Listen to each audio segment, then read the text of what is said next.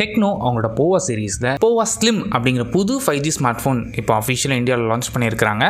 இன்றைக்கி இந்த வீடியோவில் இந்த ஸ்மார்ட் ஃபோன் எப்படி இருக்குது அண்ட் இந்த ப்ரைஸ் ரேஞ்சில் இந்த ஃபோன் நீங்கள் கன்சிடர் பண்ணி பார்க்கலாமா, இந்த ஃபோன் உங்களுக்கு சூட் ஆகுமா அப்படிங்கிற கம்ப்ளீட் டீட்டெயில்ஸ் இந்த வீடியோவில் நீங்கள் தெரிஞ்சுப்பீங்க.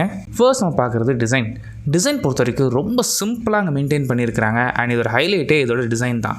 இதோட காரணம் என்ன அப்படின்னா ரொம்பவே ஸ்லிம்மான ஸ்மார்ட் ஃபோன் யூஸ் பண்ணியிருக்கிறாங்க. இந்த ஃபோனோட திக்னஸ் எடுத்துக்கிட்டிங்கன்னா வெறும் 5.95 mm தான் இதோட ஓவரால் திக்னஸ்.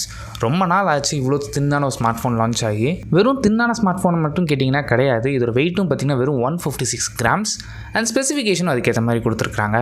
இந்த ஃபோனோட சைஸ் பொறுத்த வரைக்கும் உங்களுக்கு 6.78 inchesக்கான 1.5K ரெசல்யூஷனுக்கான 3D curved AMOLED display use பண்ணியிருக்கிறாங்க.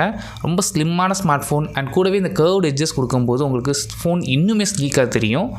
அண்ட் இந்த டிஸ்பிளேக்கு உங்களுக்கு 144 Hzக்கான ரெஃப்ரெஷ் ரேட் சப்போர்ட்டும் அண்ட் 240 Hzக்கான டச் சாம்பிளிங் ரேட்டும் இருக்குது. 144 Hz அப்படிங்கும்போது நீங்கள் யூஸ் பண்ணுற அப்ளிகேஷன் அப்படி பட்டர் ஸ்மூத்தாக உங்களுக்கு இருக்கும். அண்ட் ஸ்க்ரீனோட ப்ரொடெக்ஷனுக்காக இங்கே கார்னிங்கோட Gorilla Glass 7i யூஸ் பண்ணியிருக்காங்க. ஸோ ஓரளவுக்கு ஸ்க்ராச்சஸ் இல்லாமல் உங்களால் ஈஸியாக யூஸ் பண்ண முடியும்.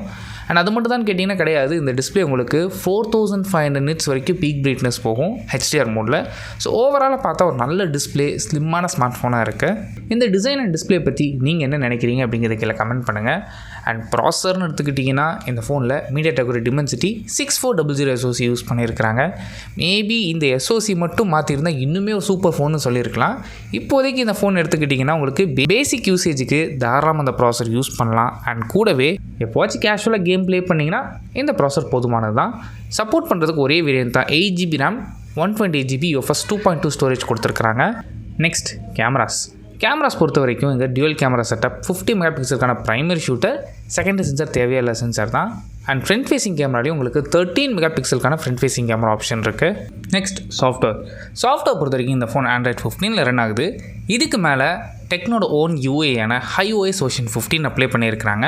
இந்த HiOSக்கு என்னென்ன கொடுத்துருக்காங்கன்னா எக்கச்சக்கமான இந்த AI ஃபீச்சர்ஸ் ஆப்ஷன் இருக்குது. இந்த எல்லா AI அப்படின்னு சொல்லிட்டு ஓன் AI அசிஸ்டன்ட் மாதிரி இருக்குது. ஸோ இதில் என்ன சப்போர்ட் இருக்குது அப்படின்னா உங்களுக்கு ரீஜனல் லாங்குவேஜ், அதாவது இந்தியாவில் இருக்க ரீஜனல் லாங்குவேஜ் சப்போர்ட் கொடுத்துருக்காங்க. அது மட்டும் இல்லாமல் call assistant, AI writing, AI image editing, இந்த மாதிரி நிறைய AI ஃபீச்சர்ஸ் ஆப்ஷன்ஸும் இங்கே அவைலபிளாக இருக்குது. கூடவே சர்க்கிள் டு சர்ச் ஃபீச்சரும் எடுத்துகிட்டு வந்திருக்காங்க.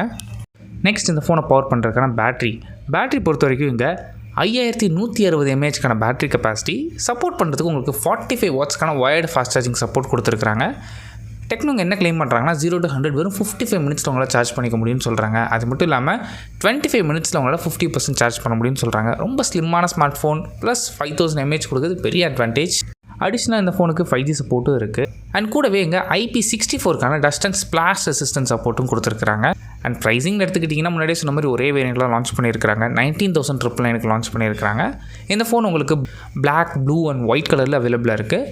சப்போஸ் இந்த ஃபோன் வாங்கணும்னு நினச்சிங்கன்னா செப்டம்பர் 8 இந்த ஃபோன் உங்களால் ஃப்ளிப்கார்ட் மூலமாக பர்ச்சேஸ் பண்ணிக்க முடியும்.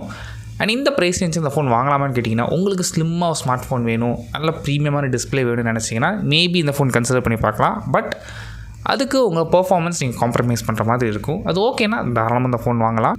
இந்த ஃபோன் பற்றி உங்களோட ஒப்பீனியன் என்ன, நீங்கள் என்ன நினைக்கிறீங்க அப்படிங்கிறது கமெண்ட் பண்ணுங்கள். தேங்க்ஸ் ஃபார் வாட்சிங்.